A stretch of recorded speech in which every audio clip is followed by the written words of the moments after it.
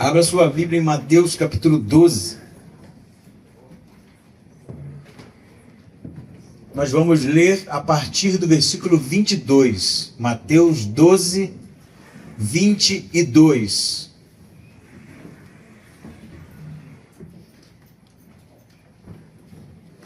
Todos encontraram? Sim? Está marcadinho aí? Então vamos ler. Então lhe trouxeram um endemoniado cego e mudo, e Jesus o curou, de modo que ele passou a falar e ver. E espantada toda a multidão dizia: será este o filho de Davi? Mas os fariseus, ouvindo isso, disseram: este homem expulsa os demônios somente por meio de Belzebu, o chefe dos demônios. Mas Jesus, conhecendo-lhes os pensamentos, disse-lhes: todo reino dividido contra si mesmo será destruído, e toda cidade ou casa dividida contra si mesmo não subsistirá. Se Satanás expulsa a Satanás, está dividido contra si mesmo. Como seu reino sobreviverá?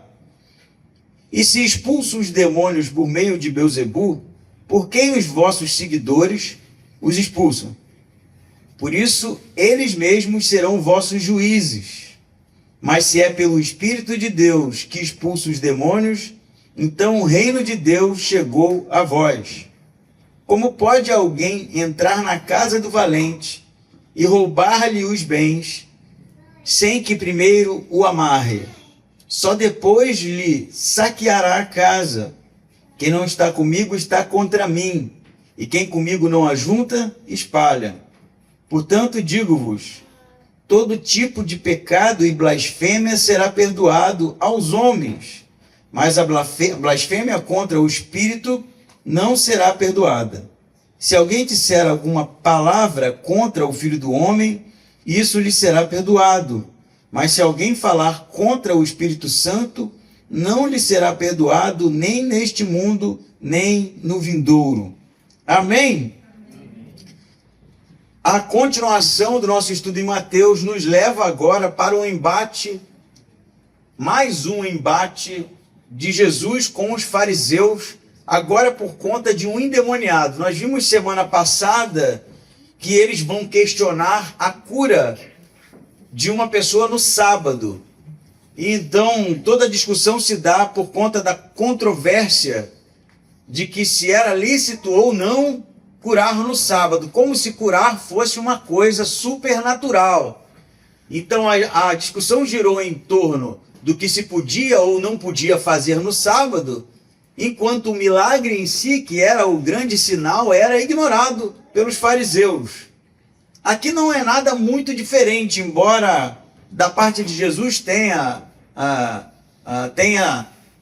acontecido, não é? Além do sinal, um discurso teológico muito intenso e confrontador. Por isso eu peço a você que preste bastante atenção nesse texto, porque é um texto muito sério e de muitas implicações.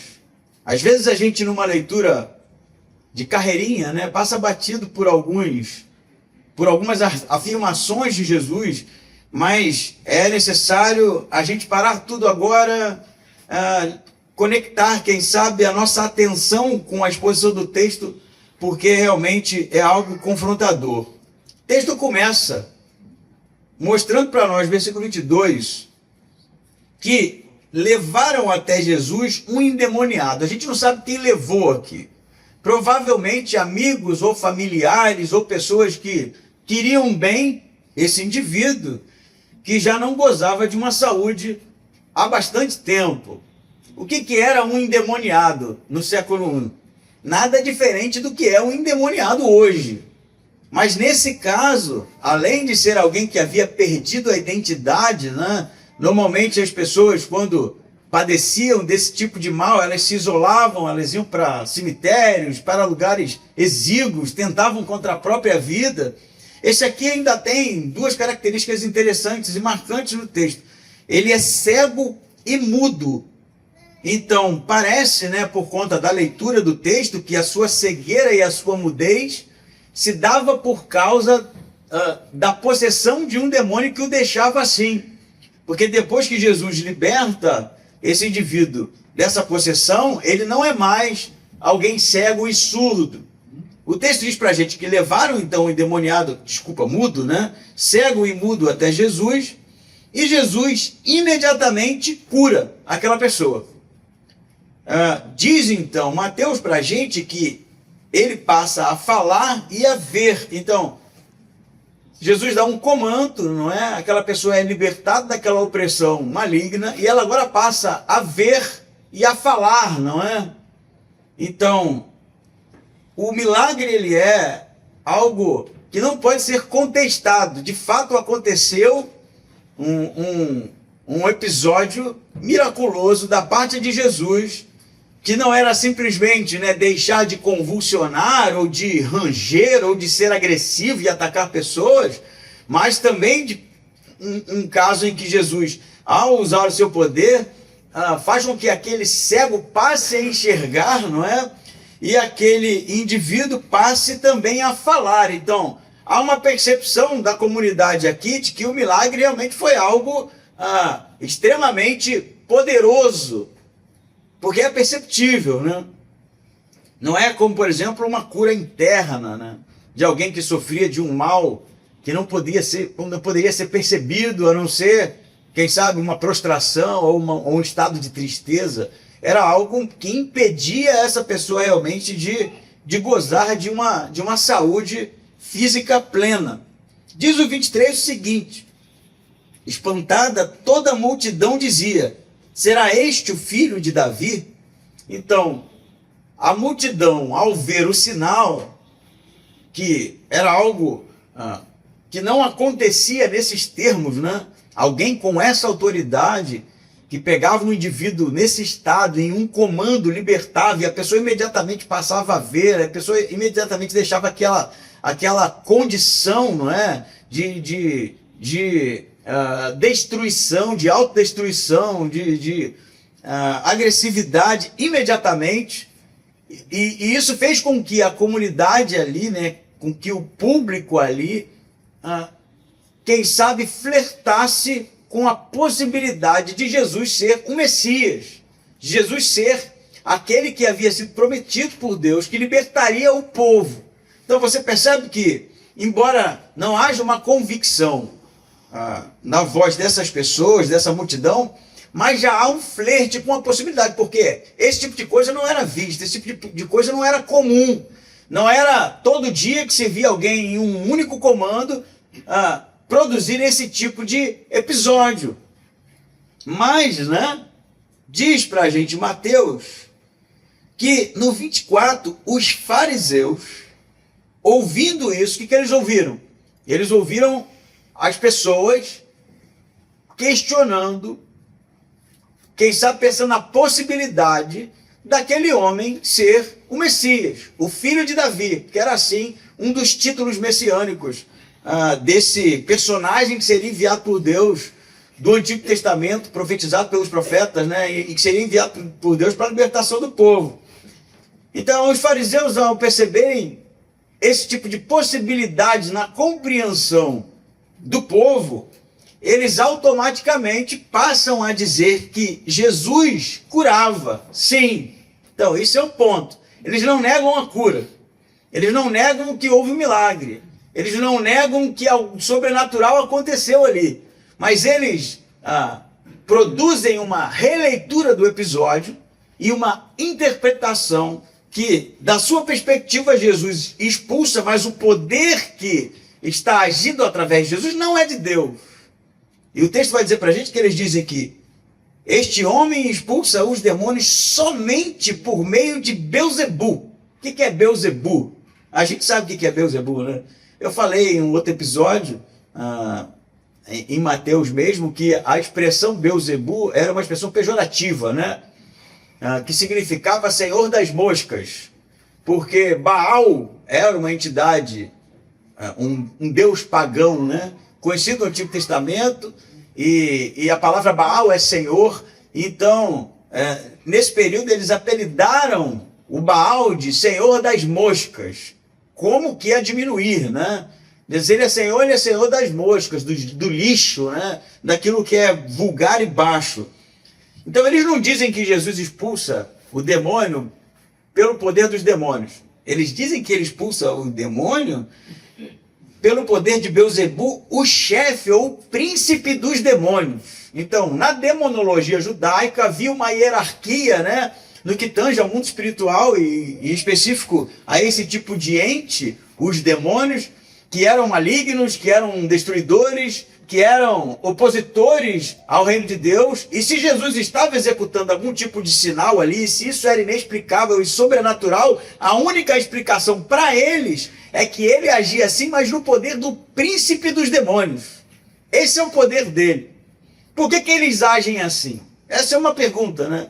Por que eles, ao se depararem com o sobrenatural, se depararem com algo inexplicável, se depararem com tamanha manifestação de poder, eles automaticamente atacam o episódio, atacam a pessoa de Cristo, a autoridade de Cristo, dizendo que a sua autoridade vem dos demônios, do príncipe dos demônios. E o texto diz pra gente, num primeiro momento, que eles fazem isso porque eles ouvem a multidão pensando na possibilidade de Jesus ser o Messias. Então isso mexe com eles, percebe? Será que ele é o Messias? Será que esse homem realmente é o filho de Davi? Porque, embora isso não esteja no texto, né, é possível que eles tenham pensado, ninguém tem autoridade dessa forma. Eu nunca vi poder desse jeito. E aí diz o texto que os fariseus, ouvindo isso, que eles começam a atacar Jesus para que esse tipo de compreensão não acontecesse por parte da multidão. Então Jesus, na leitura deles, vai ser alguém que tem poder sim, mas que expulsa os demônios pelo poder do próprio Satanás. O texto continua, né?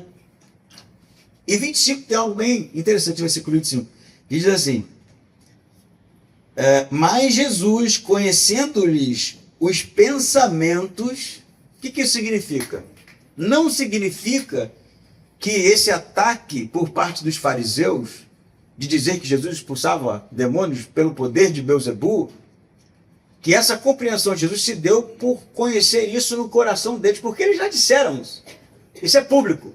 Eles atacaram Jesus publicamente. Esse homem expulsa por Satanás. O poder dele vem do diabo. E Mateus diz para a gente que Jesus, conhecendo-lhes o coração, ele dá uma resposta. Isso é intrigante no texto, porque o que é que Jesus conhece que está no coração deles, que é algo íntimo a eles, que produz esse tipo de acusação de que Jesus curava pelo poder de Belzebu? Vamos pensando nisso, porque Jesus vai responder assim, conhecendo os pensamentos, disse-lhes, preste atenção nisso, todo reino dividido contra si mesmo será destruído, e toda cidade ou casa dividida contra si mesmo não subsistirá. Então, o primeiro argumento de Jesus para combater não só aquilo que eles estavam dizendo e acusando, mas aquilo que eles estavam pensando, é de que dizer que Jesus expulsava demônios pelo poder do Belzebu é algo um tanto absurdo, porque nenhum reino que se volta contra si subsiste. Nenhuma casa, né? E a ideia de casa aqui é sobre reinados, né? Sobre hierarquia real mesmo. E uma casa que começa a lutar contra ela mesma vai subsistir em uma batalha, em uma guerra. Imagina que no momento da guerra, e tem uma cena que me vem à cabeça bem interessante, não sei aqui, né? Quantos assistiram Coração Valente, do Mel Gibson? Quem assistiu, levanta a mão aí. 40 a mais, né? O pessoal 40 a mais assistiu. Filmaço, né? Vale a pena até ver de novo lá. E tem uma cena, né, quando a guerra já está declarada, da Escócia contra a Inglaterra, que tem uns bárbaros que vão apoiar o exército da Inglaterra. Não é isso? Vocês lembram disso, dessa cena? Sim. E aí quando começa a batalha, eles vêm correndo, né? Parece que eles vão se pegar ali, e quando eles se encontram, eles se abraçam. E os bárbaros traem os ingleses e lutam do lado dos escoceses, e eles vencem aquela batalha. É um bom exemplo de reino contra reino, né? Eles achavam que era um suporte, um apoio, não era. Eles se voltaram contra os próprios ingleses, porque tramaram assim, E aí a batalha estava perdida. É mais ou menos isso que Jesus está dizendo. Se eu expulso pelo poder do diabo, me expliquem que tipo de estratégia é essa do diabo que eu não estou entendendo. Porque ele está expulsando ele mesmo. Ele está lutando contra ele mesmo. E esse tipo de conduta já está fadado à derrota. Não é isso? É isso que Jesus está argumentando aqui. Mas ele vai mais, né? Ele diz no 26.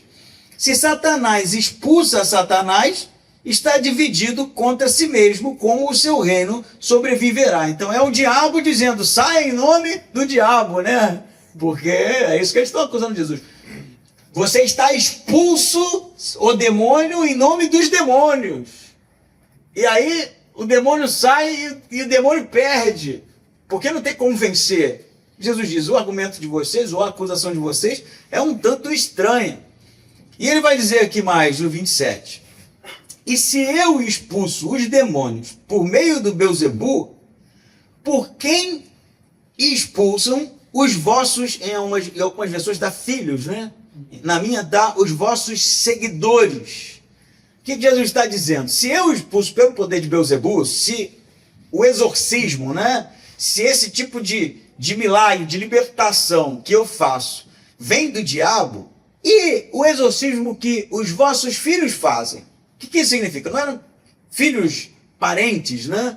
A expressão filhos aqui tem a ver com discípulos, com membros do mesmo grupo, porque havia no primeiro século a prática de exorcismos. Você encontra isso em literatura do primeiro século, do segundo século, por exemplo, o Flávio Josefo, que é um escritor que todo mundo sempre cita, né, historiador judeu-romano do primeiro século, segundo século, ele vai dizer que havia em Israel a prática de expulsar demônios em nome de Salomão, o rei Salomão. Era uma espécie de fórmula mágica, né? Em alguns casos, em textos rabínicos, eles costumavam também pedir ou mandar, né, o demônio ir embora em nome do Deus de Abraão, de Isaac e de Jacó. Em outro momento, em Atos, eles vão tentar expulsar o demônio, os filhos de Cefas, né? Como eles são conhecidos, exorcistas, e eles tentam expulsar em nome do Deus de Paulo. Não é isso? Quem conhece Atos sabe. E que não vai dar certo ali, né? Eles vão tomar uma surra do demônio, e o demônio vai dizer, o Deus de Paulo eu conheço, mas vocês quem são, né? E aí eles saem todos rasgados, mas você percebe que já havia esse tipo de prática de exorcizar, né, expulsar demônios no primeiro século. Se dava certo ou se não dava, não é o ponto. O ponto é que Jesus está dizendo que os deles, né, os outros fariseus, os discípulos deles, aqueles que eles sabiam que se envolviam nesse tipo de prática, era visto por eles como algo sendo bom. Então, se alguém lá tentou, através, né, de uma fórmula mágica do tipo, em nome de Salomão, em nome do Deus de Abraão, de Isaac e Jacó, e se obtinha sucesso, para eles era de Deus. Porque o resultado era perceptível, a pessoa estava endemoniada e não está mais. Mas quando é Jesus, aí é o demônio. Quando são os seus, aí é Deus. Quando sou eu, aí é o demônio. É o que Jesus está dizendo, quando ele diz, se eu então expulso os demônios por meio de Belzebu, por quem os vossos seguidores, ou filhos, né, ou discípulos, expulsam? Por isso, perceba, eles mesmos serão vossos juízes. Por que Jesus está dizendo que eles vão ser juízes? Porque o tipo de posicionamento dos fariseus, nesse momento, era algo tendencioso. Quando era dos deles, era de Deus. Quando era Jesus, era do diabo. E Jesus está dizendo, o próprio fato de vocês crerem que o que eles fazem vem de Deus e o que eu faço vem do diabo, sendo que ambos são fenômenos sobrenaturais, né? Apesar de, no caso de Jesus, ser algo muito mais poderoso do que nesses casos citados, o fato deles se posicionarem contra Jesus mostra a hipocrisia deles, mostra a tendência deles, mostra que eles se escondem atrás de um discurso teológico que, na verdade, não é um discurso verdadeiro e genuíno, porque eles são orgulhosos e tendem realmente a condenar Jesus, independente do que Jesus faça. Então não se trata mais da evidência, não se trata mais do acontecido, não se trata mais de se é verdade ou não. Se trata realmente de um tipo de juízo tendencioso e orgulhoso, como eu falei, que impede que eles aceitem que aquilo ali realmente é algo que tem autoridade até sobre a vida deles. Todo mundo entendeu? Jesus vai dizer então, 28, mas, se é pelo Espírito de Deus que eu expulso os demônios, ou se é pelo Espírito Santo, em algumas versões, então o reino de Deus chegou até vocês. Perceba, Jesus já mostrou que reino dividido não subsiste. Então dizer ou acusar ele de estar expulsando em nome dos demônios não cola. Jesus já mostrou a parcialidade ou a imparcialidade deles, né? Em se posicionar do lado dos seus quando o exorcismo acontece, mas quando é Jesus, não serve. Jesus vai mostrar então que esse tipo de comportamento é hipócrita, porque os próprios discípulos deles, ao expulsarem os demônios, expõem a hipocrisia deles e a mentira deles. E Jesus vai dizer o seguinte: prestem atenção, porque se não for isso que vocês estão dizendo, se eu não expulso pelo poder do diabo, mas pelo dedo de Deus, pelo Espírito Santo, vocês estão negando algo que é extremamente perigoso. O reino de Deus chegou e vocês não estão fazendo parte disso. Vou parar por aqui para conversar com a gente sobre algo extremamente sério. Vou botar aqui que a gente vai lendo e vai acompanhando junto. 3 aspectos. Você tem caneta aí? Anota. Tem celular aí? Escreve. 3 aspectos da blasfêmia contra o Espírito Santo. Você sabia que existe tal coisa no Novo Testamento? Jesus vai dizer isso aqui, todos os sinóticos. A blasfêmia contra o Espírito Santo não tem perdão. Nem nesta era, nem neste mundo, nem no próximo mundo. Notou isso? 3 aspectos da blasfêmia, que a gente, quem sabe, pensa que blasfemo é aquele que é cético, nega a Cristo, blasfemo é aquele que xinga a Deus, que xinga a Jesus. A gente se engana. É algo muito mais, eu diria, sutil e algo muito mais perigoso do que isso. Primeiro aspecto, já que você está anotando aí, hipocrisia. É o primeiro aspecto da blasfêmia contra o Espírito Santo. Quando nossos questionamentos teológicos são cortina de fumaça para uma rebelião moral contra Deus. Você leu comigo? Vamos ler junto? Pula a hipocrisia. Vamos dos nossos ali. Nossos questionamentos teológicos são cortina de fumaça para uma rebelião moral contra Deus. O que isso significa? Perceba o comportamento deles. Foi um milagre. Nós percebemos. O demônio foi expulso. O cego voltou a enxergar. Ele voltou a falar. Isso é inegável. Eles não estão mais acusando Jesus de estar, quem sabe, enganando, né? De estar produzindo algo que não é miraculoso. Isso não tem mais como negar. Eles pegam agora um discurso teológico de que se algo assim está acontecendo, na nossa compreensão, não pode ser de Deus. Isso vem do diabo. E a pergunta é por quê? O texto fala, Jesus conhecendo-lhes o coração, porque Jesus discordava deles. Em todos os embates, era sempre sobre a interpretação deles, da Torá judaica, né? A Torá oral, como eles interpretavam os profetas e a lei de Moisés. Era sempre nesses embates que Jesus os expunha e mostrava que eles eram legalistas, que eles eram pessoas que eram tendenciosas na compreensão e na interpretação do Antigo Testamento.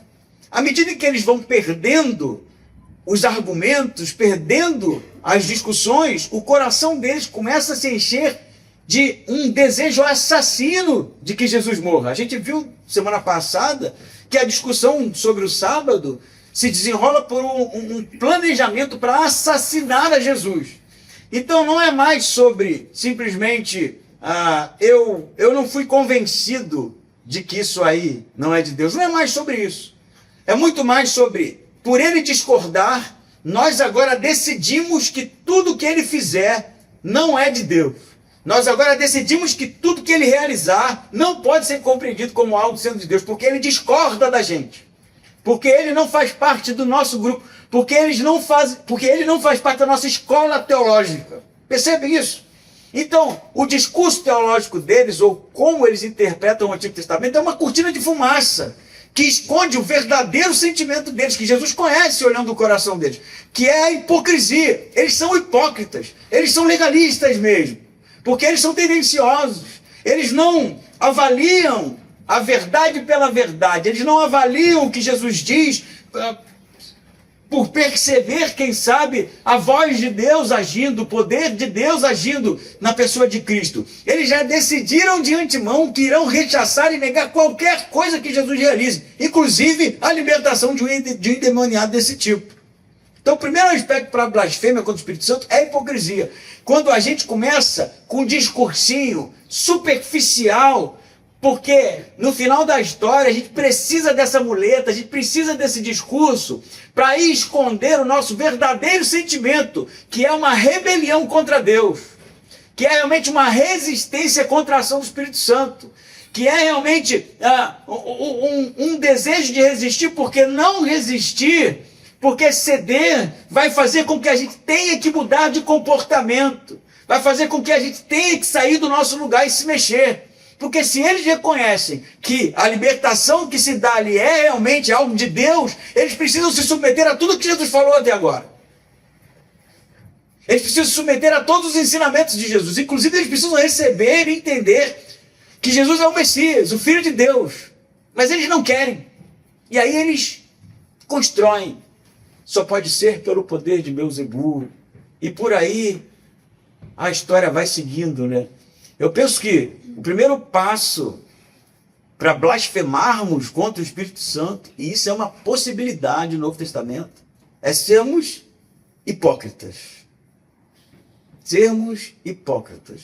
É quando a gente desenvolve todo um discurso, toda uma retórica para defender o porquê da gente não se envolver, o porquê da gente não reconhecer, o porquê da gente não se quebrantar. A gente sabe que é tudo mentira. A gente sabe que no final da história isso é só enfeite, isso é só fumaça. Mas é o primeiro passo para o endurecimento a ponto de sermos pessoas imperdoáveis por Deus. Já ouviu falar disso? Que você pode estar num lugar que não há perdão para você. E ele começa, quando a gente começa a construir histórias, argumentos para justificar a nossa resistência. Igual os fariseus. Mas eu tenho uma coisa para dizer para você. Você pode escrever um livro dizendo os motivos de você não se submeter à autoridade de Deus. Você pode escrever uma enciclopédia, melhor, uma biblioteca de argumentos super articulados e sofisticados. A voz de Jesus sempre gritará no nosso ouvido, como diz Mateus, mas ele conhecia o coração deles. Não é possível se esconder atrás disso. E se a gente desenvolveu esse tipo de ferramenta, eu não concordo porque eu penso diferente. E esse pensar diferente é contrário ao que Jesus ensina, é contrário ao que os apóstolos ensinam, é contrário ao que as escrituras ensinam. Nós somos hipócritas, porque a gente prefere abraçar o nosso achismo sobre as coisas do que a verdade sobre elas. Esse é o primeiro passo. E eu penso aqui numa descida íngreme. E o primeiro já foi dado para dentro do buraco. E o buraco é fundo. Segundo aspecto da blasfêmia contra o Espírito Santo no texto é a indiferença. Percebe? Primeiro eles negam, eles são hipócritas, o argumento deles é hipócrita. Eles são pessoas que Se são dos deles, né, eles apoiam, concordam. Se é Jesus, não. Então você percebe justamente o tipo de hipocrisia que eles se envolvem. No segundo momento, o segundo aspecto, e pense numa progressão, né, hipocrisia e depois indiferença. Eu até poderia escrever, hipocrisia gera indiferença. O que Jesus vai dizer? Por que indiferença? A neutralidade também é rebelião contra Deus. Olha o que Jesus vai dizer. No versículo 27, né, Jesus disse que se eu expulso os demônios por meio de Beelzebul, por que expulsam os vossos filhos ou discípulos? No 28 ele diz, mas se é pelo Espírito de Deus que eu expulso os demônios, então o reino de Deus chegou. 29 ele diz assim, como pode alguém entrar na casa do valente? Vocês percebam essa linguagem de Jesus que é bem peculiar. Como pode alguém entrar na casa do valente e roubar-lhe os bens, sem que primeiro o amarre e só depois lhe saqueará a casa? Então, Jesus conta uma história aqui. Como é que pode alguém entrar na casa de alguém que é valente, né, que é forte, alguém fisicamente prendado? Como é que essa pessoa pode entrar e invadir a casa desse indivíduo e roubar? A única maneira é imobilizando, é subjugando aquele homem forte. Imagina o Nando, né, que é um pouco maior do que eu, pouco só.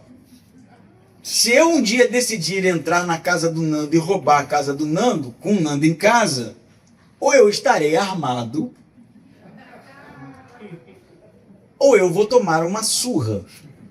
Eu me lembro, inclusive, que no último evento da igreja, né, foi a corda ali que a gente estava puxando, né, grupo do lado de lá, grupo do lado de cá, e puxa daqui, puxa dali, a gente estava ganhando, né? Meu grupo ganhou, inclusive, né? O meu grupo ganhou. A gente puxando e, de repente, não deu mais. E aí a corda foi pro lado de lá, queimou a mão de gente lá, tinha gente chorando. Aí eu fui perguntar o que aconteceu. O Nando falou, eu decidi puxar. Como é que eu vou subjugar o Nando? Só se eu for mais poderoso do que ele, mais forte do que ele. Aí eu amarro o Nando, né? Dou lá um mata-leão, amarro ele e levo as coisas. É o que Jesus está mostrando aqui. Se eu expulso pelo dedo de Deus, pelo poder de Deus, pelo Espírito Santo, eu preciso ser mais poderoso do que o dono da casa. Porque senão, como eu estou subjugando ele? É o que ele está dizendo. Então, não tem aqui uma teologia de que a casa é o endemoniado e que o demônio está lá e aí o Espírito Santo vem e amarra. Não é isso que ele está falando. Ele está ilustrando a sua autoridade, o seu poder sobre esse tipo de entidade.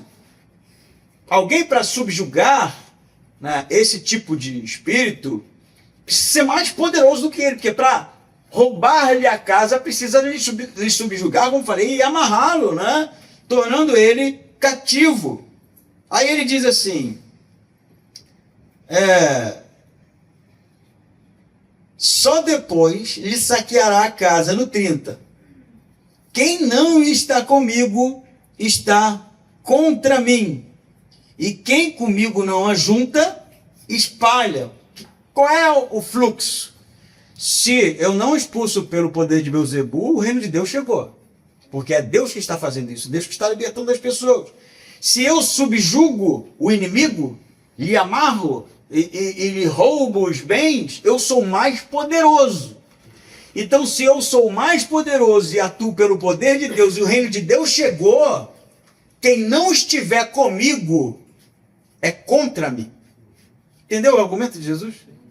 Se essa autoridade que eu tenho vem de Deus, e se eu sou mais poderoso que o reino do demônio, o reino do Satanás, eu vou dizer uma coisa para vocês. Quem não é comigo, quem não está do meu lado, está contra mim. Quem não ajunta comigo, e a ideia aqui é uma metáfora da vida agrária, né, do cultivo, quem não ajunta o que colheu, quem não ajunta o que foi colhido ali no plantio, junto comigo, está espalhando. Por que espalhando?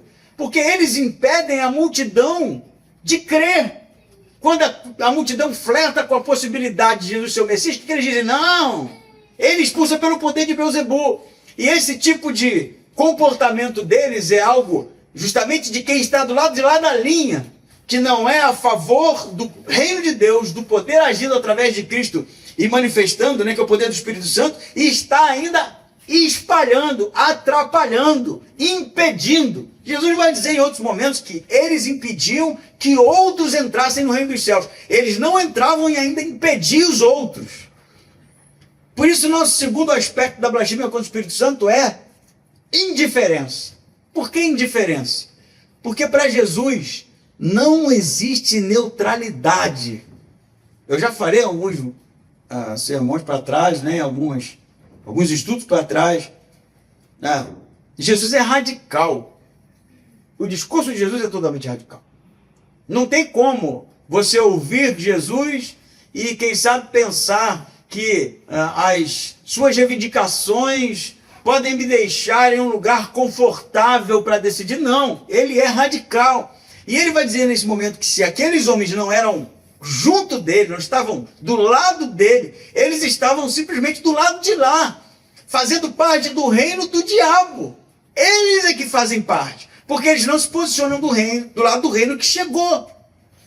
Então, você percebe um segundo nível de blasfêmia contra o Espírito Santo, que é agora achar que eu posso fazer qualquer tipo de interpretação distante, né, de qualquer envolvimento da minha parte, porque afinal de contas eu sou um ser pensante e eu penso de outra forma, eu pondero de outra forma, eu tenho uma interpretação pessoal, que no final da história isso é um lugar de não envolvimento, de não posicionamento. A gente só fica em um lugar neutro, em cima do muro, pensando coisas, chegando a conclusões, mas não se posiciona enquanto uma guerra está acontecendo. E Jesus já falou, o reino não subsiste. O valente domina o outro. Então tem uma linguagem de guerra, porque o reino dos céus estava chegando e o reino do diabo estava sendo expurgado, estava sendo expulso. Tem algo acontecendo e o posicionamento de neutralidade, de achar que a gente pode ficar em um lugar neutro, especulando sobre as coisas, é válido. Para Jesus não é. Para Jesus não é. Para Jesus é justamente fazer parte do poder opositor. Quando a gente é neutro, quando a gente é, uma palavra que eu gosto, né? Uma metáfora espiritual, flácido espiritualmente, quando a gente é cheio de 9 horas, quando é sobre o reino de Deus, eu vou dizer uma coisa para você, existe o perigo de você estar se colocando do lado do diabo. Já pensou sobre isso? Ah não, pastor, que isso? Eu não estou do lado do diabo, imagina, que loucura de dizer. Você está lá de quem então? Estou do lado de Cristo, você está ajuntando com Ele? Essa é a metáfora. Você está ajuntando, você está fazendo parte, você é uma força ativa no reino do céu. Você faz diferença, você é presente, você está na guerra, você está envolvido. Porque é sobre isso, gente. Esse discurso muito bonito, a graça me alcançou e agora eu fico aqui estagnado, sem nenhum tipo de envolvimento, sem nenhum tipo de ação, sem nenhum tipo de coração pulsante pelo reino de Deus. Para Jesus é estar do lado de lá, é não ajudar, é não fazer parte, é estar caminhando cada vez mais para ser um blasfemo acerca do Espírito Santo. No primeiro momento nós somos hipócritas, cunhamos argumentos. No segundo momento a gente não se posiciona mais. A gente é neutro. Quando eu jogava bola, né? E olha que vai tempo, hein? Tem muito tempo que eu não jogo futebol. E era menino, a gente tinha uma expressão para quem era ruim de bola. Ele é café com leite. Vocês usavam isso aqui em Santa Catarina, quando a pessoa é ruim? Café com leite? Café com leite deixa brincar, né? Mas não toca a bola para ele, não. Porque ele é ruim, né? Mas deixa ali, né? O café com leite. O café com leite não fazia gol, não defendia, não era goleiro, ele não tinha apoio, não era nada. O jogo estava acontecendo e ele ficava ali, completamente alienado da partida. Quem aqui era café com leite? na escola. Samuel, hoje em dia é bullying, não pode mais, né? No meu tempo, não, deixa só pra... Que era perna de pau. Perna de pau. Perna de pau, né? A perna de pau no Rio ainda jogava. O café com leite não. O café com leite era aquele que ele estava mais, era como se não estivesse. Porque não fazia a menor... O perna de pau ainda dava umas pernadas, né? Ainda machucava os outros, né? O café com leite não. O café com leite normalmente era o dono da bola, né? Só deixava brincar porque a bola era dele. Porque ele era ignorado. Você entendeu, né? Se você não ajunta com Jesus, você é oposição. Você é o time de lá. Porque não tem como ser café com leite no reino de Deus. E isso é estranho de ouvir, não é? Mas é o que Jesus está dizendo. Quem não é comigo, é contra mim. Quem não ajunta comigo, espalha. Porque no reino de Deus não há lugar para neutralidade. Segundo aspecto da nossa descida, né, para o buraco da blasfêmia contra o Espírito Santo, hipocrisia e indiferença. Indiferença é isso, né? Tanto faz. Se Jesus curou um endemoniado, ressuscitou alguém, tanto faz. Eu simplesmente não me envolvo, não quero saber. E isso nos conduz por terceiro aspecto, antes que o Max lance ali, eu vou ler junto de novo com vocês o que Jesus diz no 31. Portanto, vos digo, todo tipo de pecado e blasfêmia será perdoado aos homens, mas a blasfêmia contra o Espírito Santo não será perdoada. Então Jesus está dizendo umas coisas aqui. Tudo que eles disserem contra ele, filho do homem é ele, né? É mais uma expressão que Jesus usa quando ele fala dele mesmo, né? Por conta da visão de Daniel, que Daniel vê descer do céu como que o filho do homem, e é um título messiânico. Jesus diz, tudo que vocês disserem contra mim, contra o filho do homem, tem perdão. Vocês podem resistir, vocês podem dizer que não concordam comigo, vocês podem me xingar, vocês podem me meter até na cruz. Se houver arrependimento, isso é perdoado. Mas blasfemar contra o Espírito Santo, não. E aí, eu penso, né? Pelo menos eu, quando li isso aqui, o cabelo fica em pé. Peraí, né? Eu tinha um professor de teologia, já citei ele aqui tantas vezes, né? O Nildo, pastor Nildo, homem muito versado, né? E ele dizia umas coisas assim, que pegava a gente de surpresa, né? Ele disse algumas, né? A gente achava que ele estava brincando de tão estranho que eram algumas afirmações dele, mas ele não estava não, ele ficava sério. E um dia a gente estava falando mal da Universal, né? E falando de os episódios de endemoniados na Universal. A maioria das vezes são atores, né? Outras vezes são pessoas emocionadas. E aí ele falou assim, a gente metendo pau, né? Ele falou, e se for o Espírito Santo? Aí a gente, meu Deus. Ele falou, eu estou falando sério. E a gente não sabia, né? Porque o homem não tinha expressão. Eu estou falando sério. E se for o Espírito Santo? Vocês estão blasfemando. Hein? E aí ficava aquela pulga. Ele está falando sério mesmo ou é uma brincadeira, né?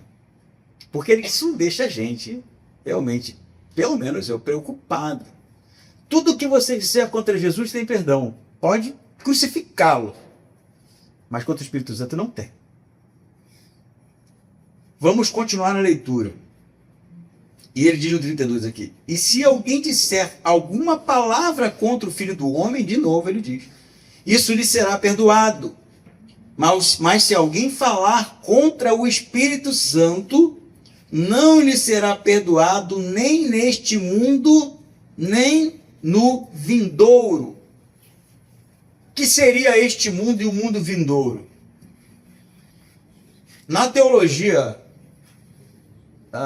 rabínica do primeiro século, escatológica, né, sobre o final dos tempos, inclusive dos fariseus, se pensava que aquela era uma era que seria substituída pela era do reino de Deus. ali o que eles viviam era o cativeiro ainda. Eles foram levados cativos para a Babilônia, ficaram muito tempo longe da sua pátria, retornaram, mas o cativeiro não os deixou. Porque, embora eles não tivessem mais na terra inimiga, eles eram subjugados por Roma. Eles sempre foram subjugados, desde o seu retorno, por algum reino. Então se esperava, com base no que os profetas disseram, de que haveria uma nova era, um novo tempo em que Deus reinaria e libertaria Israel da opressão dos inimigos. Isso por meio do Messias, que seria quem lideraria o povo nesse tipo de libertação. Então Jesus está dizendo que aquele que blasfemar contra o Espírito Santo não tem perdão para ele nem neste mundo, nem nesta era, e nem na era do reino de Deus. Haverá. O que piora um pouco, né? Se não tinha perdão, agora Jesus está dizendo que não há perdão nem depois que o reino de Deus foi estabelecido. O que nos conduz para o terceiro aspecto da blasfêmia contra o Espírito Santo, que é o endurecimento. Negar a ação do Espírito Santo é endurecimento. Primeiro momento, hipocrisia. Por que hipocrisia? Porque eles eram legalistas, né? Porque eles eram pessoas que se posicionavam do lado dos seus, mas quando o mesmo evento acontecia do lado de Cristo, eles negavam. Você já percebe uma hipocrisia no tipo de percepção dos acontecimentos. No segundo, indiferença. A indiferença está no fato de que o reino de Deus chegou. O que está acontecendo é algo sobrenatural, mas ao mesmo tempo eles não se envolvem. Eles ficam ali só argumentando, né? Mas não tem nenhum tipo de participação. Então, para Jesus, eles estão do lado de lá. Eles estão do lado do exército inimigo, eles estão do lado dos blasfemos. E no terceiro momento, negar a ação do Espírito Santo, que é o endurecimento. Esse é o último estágio da blasfêmia contra o Espírito Santo. Você pode ter se perguntado aí, né? Como eu me perguntei, como assim não tem perdão? Mas Jesus não carregou os nossos pecados sobre si? Sim. Jesus não nos perdoa dos pecados? Sim. Mas como isso acontece? Como é que os nossos pecados são perdoados? Porque para haver o arrependimento, que é por onde o perdão acontece, precisa haver quebrantamento. Não é isso? Se a pessoa não se quebranta, se a pessoa não reconhece a sua condição de pecador, de imerecedor, não há arrependimento. Então não é só dizer, eu aceito Jesus. Não é sobre isso. É sobre entender que nós somos miseráveis pecadores, que pecamos e estamos separados realmente da glória de Deus. E de que Deus poderia nos condenar a qualquer momento, porque somos esses tipos, mas através da misericórdia dele e da morte do seu filho, em reconhecendo que eu sou o transgressor, e em havendo arrependimento, os meus pecados são perdoados. Então, o quebrantamento precede o arrependimento. E como se dá o quebrantamento? Não é por um cair a ficha, não é por uma análise fria das evidências, é através do convencimento do próprio Espírito Santo. Quem que convence o homem da justiça, do pecado e do juízo? O Espírito Santo. É um convencimento. Como é que isso se dá? Em um dia eu acordei, eu dormi herege, no outro dia o Espírito Santo me convenceu? Não, é algo que vai se dando. À medida em que o Espírito Santo vai agindo através da vida das pessoas, através de encontros, através de situações, o Espírito Santo vai trabalhando para que nós possamos ser convencidos da nossa condição, para que um dia nós tenhamos a oportunidade de tomar uma decisão. Somos livres para decidir. Mas esse convencimento só se dá porque o Espírito Santo age, porque ele é insistente, porque ele trabalha na vida de pessoas, para que a gente realmente tenha condições de tanger o que significa esse tipo de sacrifício feito na cruz por nós. Então, se o Espírito Santo é um agente que trabalha justamente para o nosso quebrantamento, para o nosso convencimento, como é que eu poderei ser alcançado pelo perdão de Deus se eu for resistente ao único que pode me convencer do pecado? O único que pode produzir em você quebrantamento, convencimento de pecado, é o Espírito Santo. Jesus vai dizer, tudo que vocês disserem contra mim, vocês podem dizer, tem perdão, mas contra o Espírito Santo, não tem. Por quê? Porque como é que você vai ser convencido do pecado se você é resistente ao único que pode lhe convencer disso? Você já decidiu antes. É o que eles estão fazendo. Eles já decidiram antes. A gente não quer saber.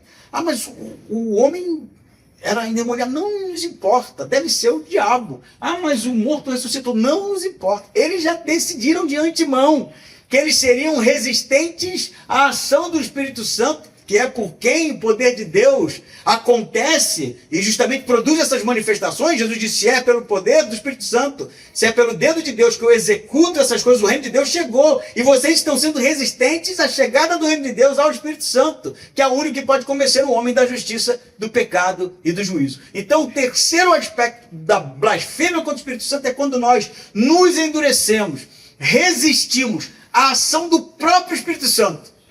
Nós estamos impedindo o Espírito Santo de produzir em nós quebrantamento. Amém? Amém. Não é sobre dizer coisas. Não é sobre ignorância. Tem gente que é ignorante, não sabe. É sobre ver. A ação do Espírito Santo é inegável. O reino de Deus é perceptível. Os frutos estão sendo produzidos. E a gente se endurece, duros, resistentes, senho franzido, queixo apertado, e a gente não quer. Aí Jesus vai dizer, não há perdão, porque você está resistindo ao único que pode lhe convencer do seu pecado. Nem nesta vida, nem nesta era, nem neste mundo, muito menos no outro. O que isso significa, gente? No outro. O outro a gente sabe que o reino de Deus estabelecido, né? Quando Jesus retornar e transformar todas as coisas e Deus habitar de novo com a gente, né? Numa criação transformada. Eu sempre falo isso, não é ir para o céu, né? O céu vir para cá, né?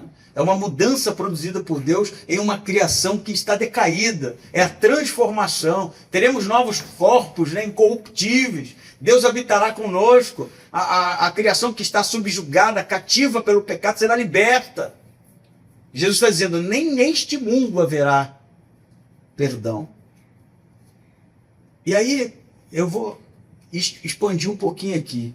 Se a gente já entendeu o que é blasfêmia contra o Espírito Santo, e não quer estar nesse tipo de lugar, primeira coisa, não seja hipócrita. Você precisa reconhecer quando há a ação de Deus. E se há a ação de Deus, se pessoas estão sendo transformadas, se o que está acontecendo é algo que Deus está fazendo, não seja indiferente. Perceba o valor disso. Perceba a magnitude disso. E faça parte, se envolva. E seja ativo. E não endureça o vosso coração. Porque o lugar para onde nós vamos, Jesus vai dizer isso, pode ser de vida com Deus ou de afastamento eterno de Deus. O que é o inferno, gente? Eu escrevi uma crônica sobre o inferno. O inferno não é o lugar que a gente vai porque Deus não gostou da gente. A visão popular é assim, né? Ah, eu não fiz nada de errado, vivi minha vida boa, melhor do que muito crente aí que é ladrão, que é abusador, que é vagabundo. E aí eu vou para o inferno, Deus vai me mandar para o inferno. Que Deus de amor é esse? Ah, essa é a interpretação popular, de que é um Deus mal-humorado, né? Você não fez o que ele gostou, ele te manda para o inferno. Lê do engano. O inferno é o lugar daqueles que resistem a Deus. Que resistem à ação do Espírito Santo. O inferno é o lugar daqueles que se tornaram tão duros, tão resistentes a Deus, que não voltam mais, não querem voltar. E quem sabe isso a gente tenha perdido de vista, um estado de endurecimento, que não importa mais o que Deus faça, que o Espírito Santo produza, o que Jesus diga, a gente simplesmente não quer. Ah, não, espera aí, pastor. Depois que a pessoa estiver no inferno, né, ela vai querer voltar. Né? Quem não ia querer, né? Imagina se Jesus volta agora, você descobre que seu nome não está no livro da vida. E que o seu juízo vai ser elevador para baixo, né? Aí você vai terminar lá no inferno, sofrimento terrível. E aí você pensa, pô, eu me lembro que o pastor falou. Então é só eu me arrepender. E aí, como eu ouvia quando era criança, né? Se eu me arrepender no inferno, não. Jesus vai dizer, não, aí não vale. Era só em vida, né? Agora que você morreu, não. A regra é clara, né? Você tem que se arrepender agora. Gente, isso não é evangelho, tá? Isso é criação nossa. Eu vou dizer uma coisa aqui. Quem sabe vai fazer a gente entender. A gente vive num mundo muito difícil, hoje mais do que antes, mas ele é um mundo que proporciona para a gente experiências muito gratificantes. Eu pude comemorar os 13 anos do meu filho, vejo o meu filho crescendo saudável, se tornando um rapaz. Isso me enche de alegria, essa experiência é ótima, gratificante. Quem sabe ver os netos, os bisnetos. Isso é indizível, né? A experiência do nascimento, estou falando de paternidade aqui porque é marcante demais, né? Quando nasce, quando você pega no colo pela primeira vez. Ou uma expressão que eu sempre gosto de usar, né? Ver o sol nascer em Copacabana, né? Não é porque a Copacabana é mais bonita do que as praias aqui, não. Pode ser aqui também, né? Em Bombinhas, né? Ou alguma outra praia que você goste. Já teve essa experiência de ficar deitado lá esperando o sol nascer? E aquela cena, né, digna de um quadro, ou ir para uma casa do campo, né, e ver a diversidade da natureza, como as flores são bonitas, né? Essas experiências são possíveis. Ser amado por alguém, né, ser correspondido, receber um abraço de alguém que a gente tinha saudade. Essas coisas só acontecem porque Deus permite. Essas coisas só acontecem porque Deus age no mundo. Essas coisas só acontecem porque tudo de bom que pode acontecer na existência humana emana de Deus. Mesmo que a gente resista a ele. O sol vai nascer para todo mundo, seja em Copacabana, seja em Bombinhas. Porque Deus permite isso. A beleza emana de Deus, o amor emana de Deus, a esperança emana de Deus. E se a gente tem todas essas experiências na existência e resiste a ele, por que cargas d'água você vai aceitá-lo em uma realidade em que ele não está mais presente? Em que não haverá mais esperança, em que não haverá mais a beleza, em que não haverá mais o amor, em que não haverá nada desse tipo de experiência gratificante para a existência humana que a gente pode ter aqui. Aqueles que são resistentes a Cristo, ao poder de Deus nesse mundo, serão resistentes para toda a eternidade. Porque em uma existência sem Deus, eles odiarão ainda mais. Ainda mais. Então não se engane, não é sobre um Deus maldoso ou um mal-humorado que fica mandando as pessoas para o inferno, não. É sobre pessoas que já decidiram de antemão serem resistentes a Deus, inclusive no próximo mundo, na próxima era, no reino de Deus, quando estiver estabelecido. E isso começa agora. Com a hipocrisia, com a indiferença, com o endurecimento. A gente vai caminhando de passos largos para cada vez pessoas, indivíduos menos acessíveis ao poder de convencimento do Espírito Santo. Amém? Amém. E esse é o lugar, meu amigo, que a gente não deve estar. Portanto, se ouvirdes a voz do Espírito Santo, quebrante-se, reconheça a autoridade de Jesus, se submeta e seja alguém ativo, participante desse reino libertador que já iniciou. Amém? Amém.